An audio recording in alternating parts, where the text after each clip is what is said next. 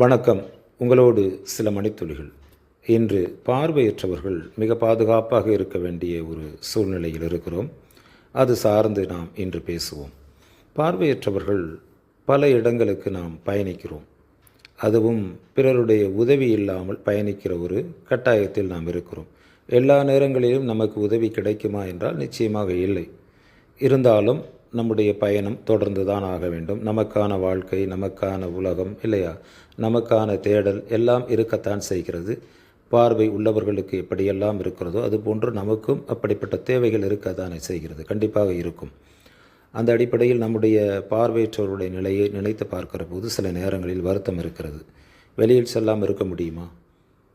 குறிப்பாக சாலைகளை கடக்கிற போது பார்வையற்றவர்கள் மிக கவனமாக இருக்க வேண்டும்.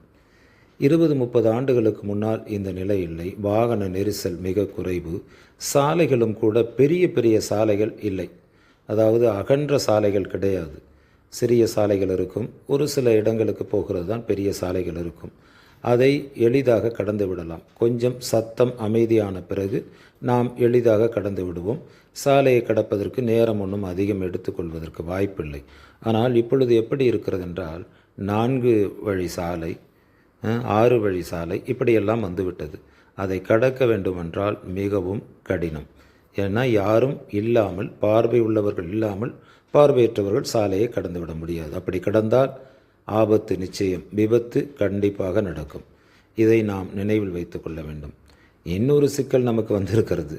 அறிவியல் முன்னேற்றத்தை நாம் தடுத்து விட முடியாது. அதற்காக போராடவும் கூடாது, போராடவும் முடியாது.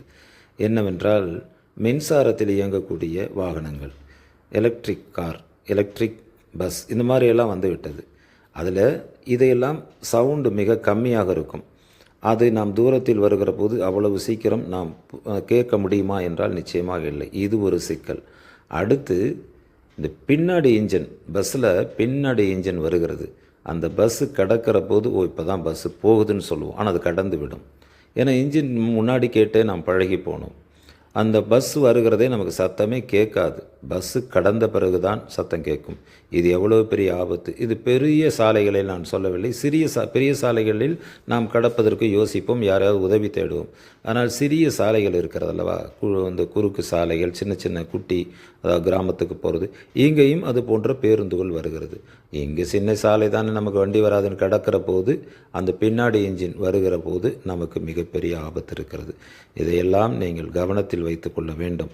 பார்வையற்றவர்கள் மிக மிக கவனமாக இருக்க வேண்டிய காலகட்டத்தில் இருக்கிறோம்.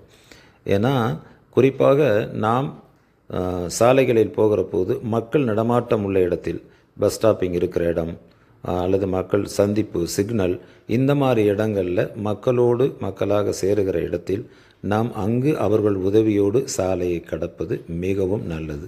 ஏன்னா நமக்கு அவசரம் இருக்கும், அவசர தேவைகள் எல்லாம் இருக்குமே. ஆனால் ஒரு இன்டர்வியூக்கு போகிறோம், நாம் முன்கூட்டியே எழுந்து தயாராகிவிட வேண்டும். அதாவது 10 மணிக்கு என்று சொன்னால் நமக்கு பஸ்ஸு பிடித்து போவதற்கு ஒரு 8:30 மணி 8 மணி என்பதை விடுத்து ஒரு 7 மணிக்கே வீட்டை விட்டு கிளம்பிவிட வேண்டும்.